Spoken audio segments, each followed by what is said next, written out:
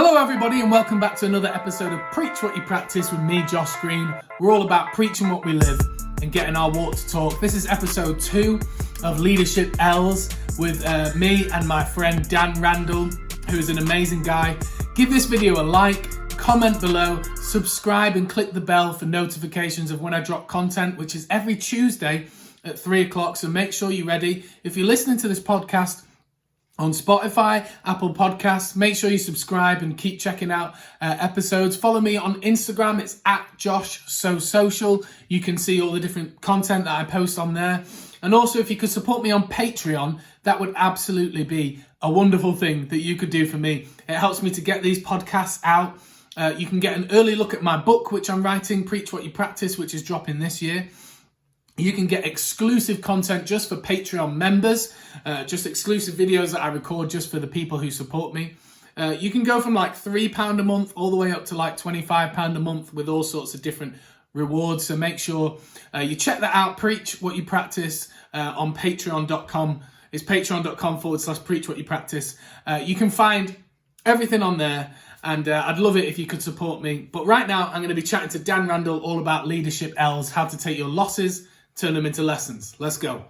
All right, everybody. Well, welcome to Leadership L's. I've got my good friend, Dan Randall. We went to a 1975 concert together. He is actually a good friend. It's not just like one of those where it's like, yeah. So, Dan, welcome to the podcast. Tell us a bit about you and what you do day to day. Yeah, it's good to be here. That was a great night of 1975, pre-corona and all that. So as Josh said, my name's Dan. I help lead something called Hope Together, which helps churches of all shapes, sizes, cultures, backgrounds think about how do we reach people for Jesus? How do we make Jesus known, not make people known? In words and action. And also help lead a great local church called Life Church Lancashire, which is cool and a lot of fun. Your life is good. It is a good church. I like it. They've got one of those cool buildings that you walk in and you're like, yes, I love this. And you recently got married too? Yes, recently got married. Marina is my amazing wife. We live in Burnley, the home of football. Said no one ever. Said 40,000 angry Burnley fans. No, great. And life is good as a Burnley fan. We're good. Amazing. Well, before we get fully into it, I'm going to ask you a bit more of a light-hearted question. And since we're talking about music, if you can, give us your favourite song of all time. My favourite song of all time? Wow. Put you on I thought what you were going to ask me was, what is your favourite Social Beings song? But that one that goes, drama! It's a good song. Yeah, my favourite song of all time? That is a tough question. Yes. Probably... Well, my favourite band of all time is Nirvana, so it's probably going to have to be one of their songs. But then that is also hard. That is hard. Yeah, that is I only hard. know one Nirvana song, so that's pretty criminal. Oh my days! What is wrong with you? What is wrong with you? Probably. The Man Who Sold the World. That song. Yeah. I'm going to have to check it out now because I only know one song and you probably know what song that is. Because I am Smells Like Teen Spirit. Because I am cliche music guy. You are a cliche music guy, but that's all right. Actually, I do have one more question because I asked Pete this because he's a Liverpool fan, which I found out recently to my disgust and nearly cancelled his podcast episode. Who do you think is going to win the Premier League? That is a tough question. I think it's a really interesting season. I think it's up for grabs. You know, you guys are City, Liverpool are in there. You know, Leicester are doing some stuff. Tottenham are doing some stuff. You know, I think there's a few. Yeah, I think it's up for grabs. Who would I like to win the league? I would like a bit of change. So like looking at who's kind of up there and jostling right now, I would say Tottenham. Not because I have any affiliation to them. And I'm not going to say something ridiculous like Burnley to win the league. Our ambition, our goal is 17th every season. That's where we're at. Oh man, amazing. Well, we've got a bit of a deeper sort of transition right now into the topic. So leadership lessons, how do we turn our losses into lessons? Dan is a great leader. He doesn't fail a lot, so this might be difficult to try and get some of these ones through. But yeah, I asked Pete this question: how do you turn your L's, your losses, into lessons? How do you make something? How do you allow sort of failure to make you rather than break you? Yeah, I would say for me it starts with awareness. So, the more aware you can make yourself, spiritually aware, growing in what some people would call this ancient Jewish word kavana, your awareness of the presence and purpose of God. I love that word. But then your awareness of things like your emotional intelligence, your well-being, things. The more aware you are as a person, the more then I think secure you can be and proactive you can be in seeking feedback. I'm someone who's passionate about seeking feedback in anything that I do. And the reality is when I go into a lot of that feedback, I've already thought through stuff of like what worked, what didn't, but also kind of what did I bomb out in, like what did I fail in my leadership in that area, what did I kind of get wrong, and so for me it starts with awareness, on a commitment with, I guess, a kind of a great council of reference, council of friends, people who are journeying with you, really helps. But then going, okay, we just keep having a go. Someone that I know, one of his favourite phrases, that Australian phrase, have a go, you mug. But just keep having a go. Keep having a go at this. So I think for me, it's about an attitude of knowing where you've got it wrong, and then having people around you to point it out if you've missed it, but then also going, how do I then turn it around? And I think when you have a personal culture of seeking feedback, wanting to grow, then every loss turns into a lesson, because you don't allow yourself to get in a pity pit, become bitter, any of those things, because of the people around you and the attitude that you go into it with. So it's almost like that. It's almost like that knowledge that you're gonna mess up. Not mess up's the wrong word. That's kind of linked to some other things, isn't it? But like you're going to fail at points in your leadership. It's like a little bit like that phrase where it says, I've never failed before. I've just learnt 1,000 ways not to do it. It's a bit cheesy, but the sentiment is true, that you're going into something not necessarily with the success or failure mindset, but actually, how am I going to learn and how am I going to grow from this experience? And so you adopt that sort of humble position of a leader is a learner, and so I'm gonna learn from this situation, and it's just a completely different posture, isn't it, when you're sort of leading? So I'm working from this premise in this little series of the podcast we're doing on leadership, that leaders are learners. And I'm just wondering, for you personally, maybe just practically, how do you make sure that you stay a learner? So we've talked about awareness and your emotional intelligence, which is all super important. And it's okay if you don't have anything outside of that, because that's really good and foundational. But is there any sort of practical ways that you sort of keep yourself, a disciple as a disciplined learner, how you keep yourself as a learner? Yeah. For me, a book that I once read was called The One Thing by Gary Keller, which really did change kind of some of my outlook on life. He's a Christian, but it's not a Christian book, But it's a great book. And so for me, it showed in the book these 7 areas of life. And it talked about some lies in life as well. Like there's no such thing as living, like it's really hard to live a disciplined life. The key is build habits. Use your discipline to build habits. And so for me, I looked at these 7 areas of life: spiritual, emotional, mental, key relationships, different ones. He talks about physical, and just gone, okay, what is my one thing in each of these areas right now? What is the one thing I'm growing in? And then whatever you believe about habits, then actually, whether you believe it takes 30 days or 60 days, then, you could build 6 great habits in each area of your life every year. And so then, a commitment to grow, and but that's maybe how my mind works. So maybe not that helpful for some people. Like, well, I'm not that proactive in growing. So I guess probably a simpler way of looking at it would be, who is around me and how am I learning from them? You know, who am I listening to? Who's inspiring me? Who's inputting into me? You know, people have probably heard this, but this idea of, oh, such and such leader mentors me. But in reality, what they mean is they read their books, and in a good sense, like they've never met Brian Houston, or they've never met Stephen Furtick, and they've met Andy Stanley, and they've met Craig Rochelle. But they are leaning in towards him, learning from those guys, and so on and so forth. And so, but then actually also looking physically, who is around you? And so a challenge for myself is always, how am I learning from those that are younger than me? Because naturally, our disposition is to learn from those that are older than us. And also then sometimes learn from our peers and have that peer-to-peer kind of challenge. But I think particularly asking a question, how am I learning from those younger than me? What are the next generation telling me about culture and about actually the way they want to be led, not in a demanding sense, but also how they operate and how I can best lead them. So that's it. I think does that answer the question? Yeah, I love that. That's really cool.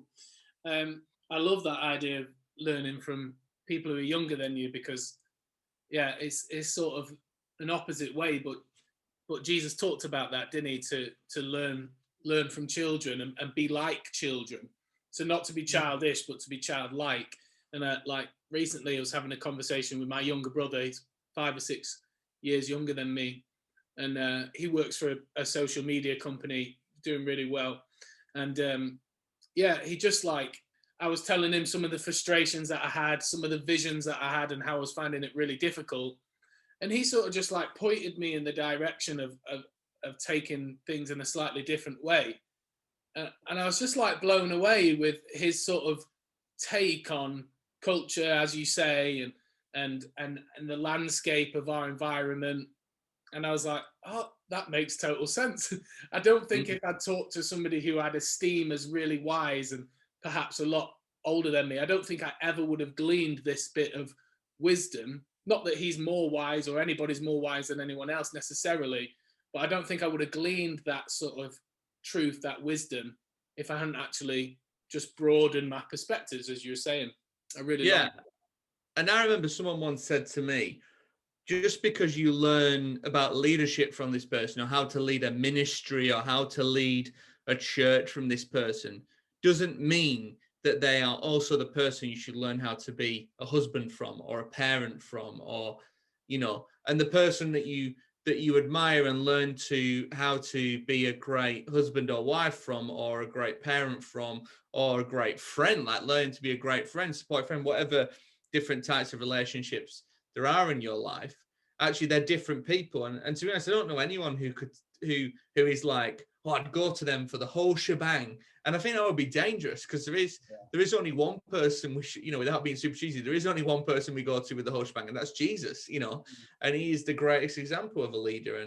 And same with books we read, podcasts, none of them are infallible. None of them are supreme. They're all great and excellent in their own right. And, and how that fits in with your theology and your thinking, and there's so much great stuff out there.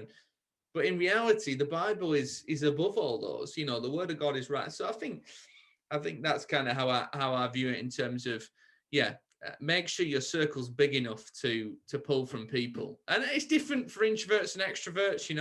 I like to have lots of friends. That's a running joke in our house.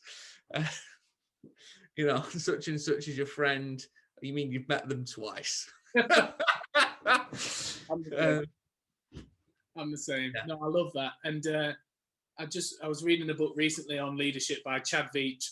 It's called Help, I Lead People. And he talks a little bit about what you were saying, that you don't just sort of isolate one person and get the whole shebang.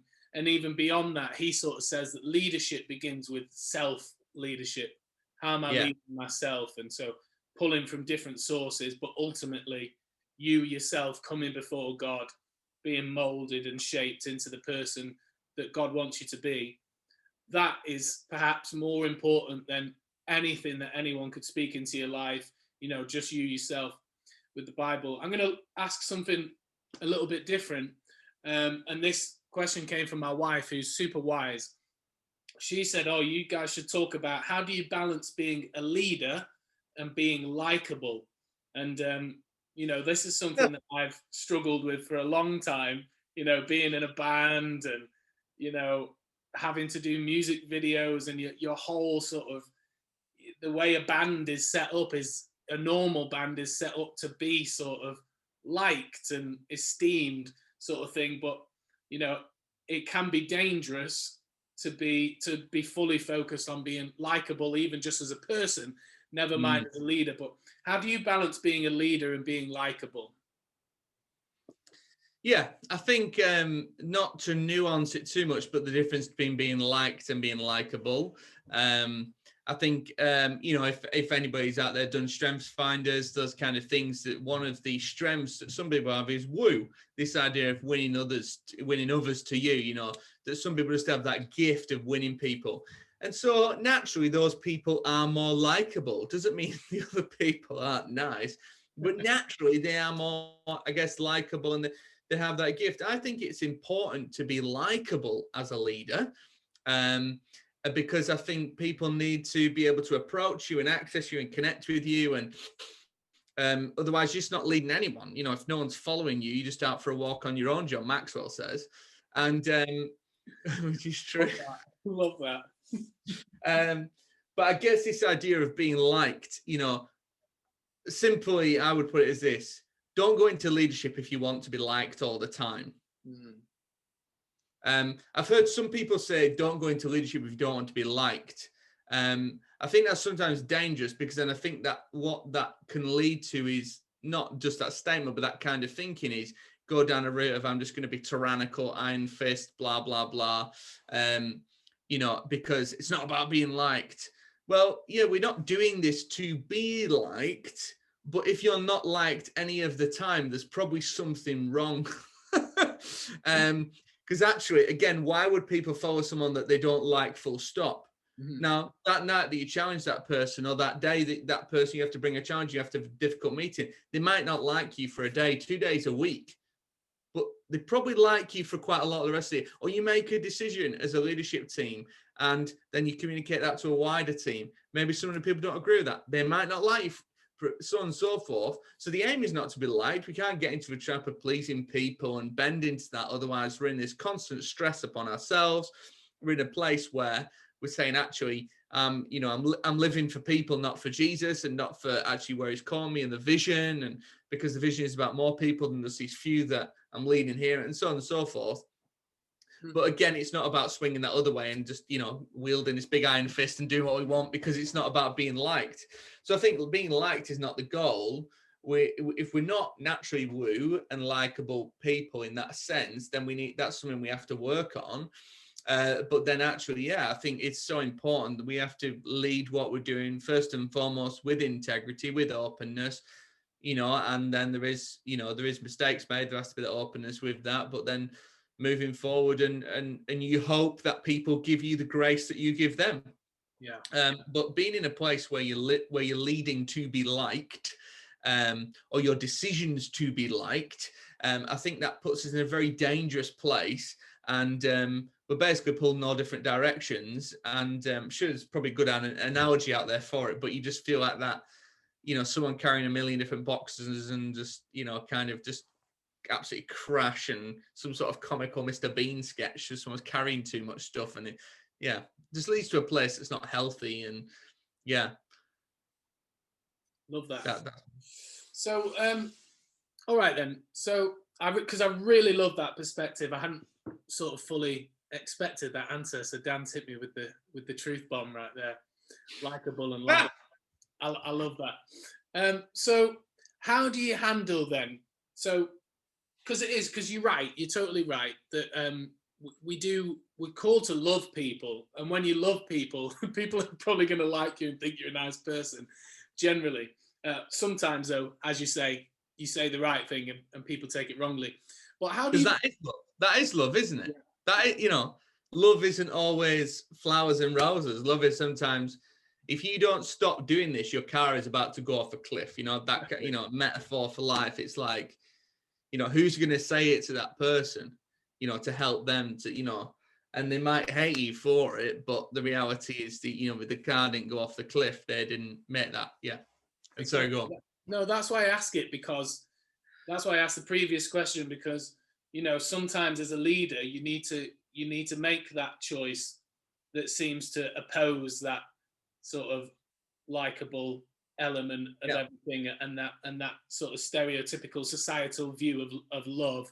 It feels like you have to really go against the grain as a leader. So I'm going to ask you this question. I think it's a really difficult question, probably one that you only really come across if you're leading a movement, like whether that's a church or an organization or a business. And it's this sort of question of, how do you know whether to sustain something or to take a risk to grow it? Because I think at certain points in your journey as a leader, you come to a point where you sort of think you're presented with an opportunity, or there's a potential to grow something, or if you lead in a church, it's like, we could have another campus here.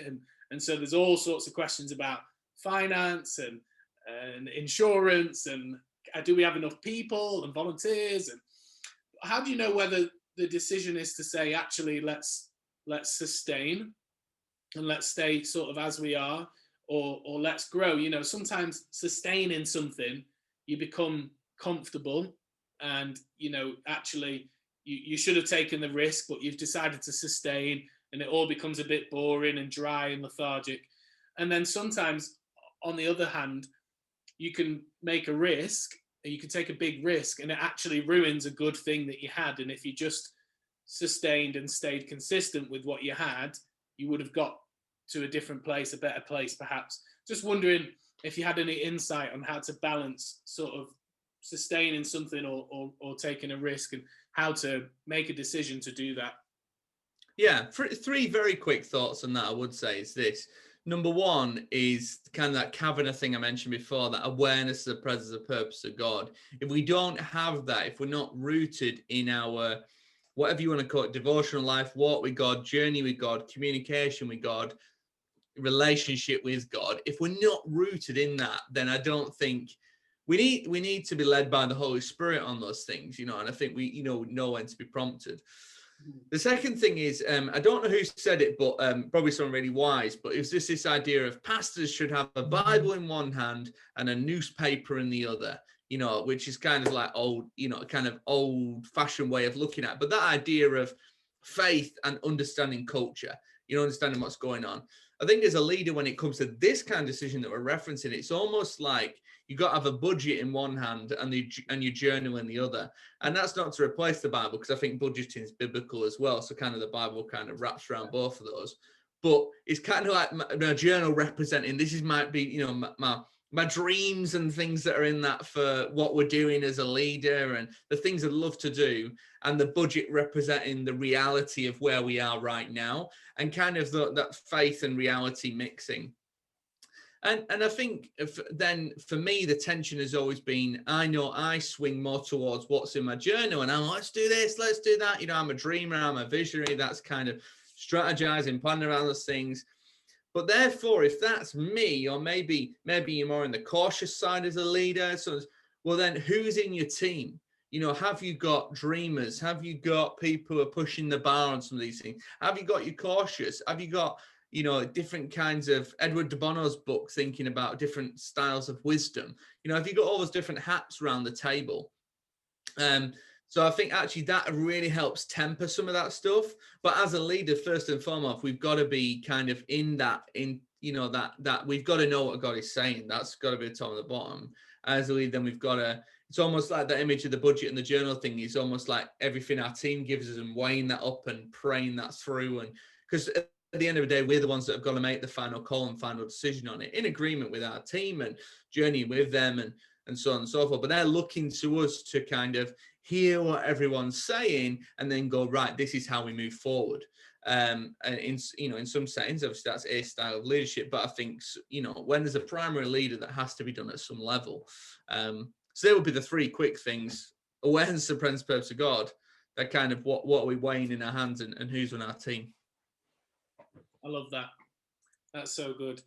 Because you just met with that so many times as a leader. So many, and you might be watching this podcast, you might be listening to this podcast, and you've not sort of gone into a leadership position or something like that, but you will have come across a decision like this, whether it's moving house or moving jobs or changing churches or whatever it can be. In life, we're always confronted with this sort of, is it time to rest or is it time to risk? And it's quite a difficult transition. And the reason why I ask it is because obviously after following this coronavirus pandemic, and we're sort of in the wake of that and in the midst of it, and you can see how you can sort of track how the economy is going to do. There's going to be lots of decisions where you're going to have to really navigate and be really careful about whether to sustain something or whether to take risks. And so that's why I bring it up. So thanks for your wisdom, mate. And I love that. I forget what the book's called now, where you wear the different hats. The one that you just referenced. Edward de Bono's Creativity Styles. I think I've got it here somewhere. Yeah. So I think it's called Creativity Styles. Yeah. So we actually did this in some training that I'm doing at my church, where we speak to one another with the different hats. So it was like, Josh, I want you to take this, the king hat, I think, was one, and the warrior hat was another. And it was like, I want you to take these hats. Maybe he got it slightly nuanced from something else, but it was like, I want you to speak in these voices. And it really helped me because I'm naturally sort of the pastoral sort of kindness, the voice of love, encouragement. I find that really easy to sort of encourage someone, but I find it really hard to say a few things I'm thinking and feeling, like the voice of caution or the voice of, I think maybe you need to change this. But it was a really good exercise to, even if you don't have that team around you, actually think about those different voices. So I'd encourage people to check out that book and maybe just try and look for yourself, to speak to yourself in those different voices of, if I was to critique this vision, what would I say about it? Because naturally, as a leader, when you have an idea, you think it's the best thing in the world. You know what I mean? It's the answer. I think there might be slightly different books, but I think both sound great. I guess the deeper question is, what is your pastoral voice? Because you've never heard it. what is the pastoral voice, and what is your voice for a warrior as well? And also, you just encouraged all the watchers and listeners to talk to themselves in different voices. Where is an appropriate place to do this? Not in public. In front of the mirror in your bathroom. Come on, is your pastoral voice quite soft? Is it gentle? You know what my pastoral voice is. So you're just going to wind me up on my own podcast. This is brilliant. Brilliant viewing. No, but it's true, though. This better make the cut, this bit, because this is gold. Make the cut. I'll leave it all in there. I'll leave it all in for the people. No, but it is true. It's true because, Paul speaks about speaking the truth in love, and we have to balance those two. And that's often what I sort of struggle with, the truth aspect of sometimes maybe saying something slightly more confrontational, slightly more forward, and that's why I asked the question about leadership and being liked and all that kind of stuff, because I face that one quite a lot of, as a leader, you so oftentimes need to make those decisions that might cause a few people not to like you and to sort of be a bit opposed to your view. And you really have to get over that hurdle of what people think about you. Lecrae says, if you live for people's acceptance, you die from their rejection. I think it's so true that if you live constantly about the opinions of other people, you can't fully be a leader, because a leader needs to go beyond. True. I just want you to know, though, that I like you. I like you too, and I hope for those of you watching, you check out my friend Dan Randall. He's amazing. He does lots of amazing things. Thank you for watching today. I hope you've enjoyed this podcast, and I'll see you next week for another episode.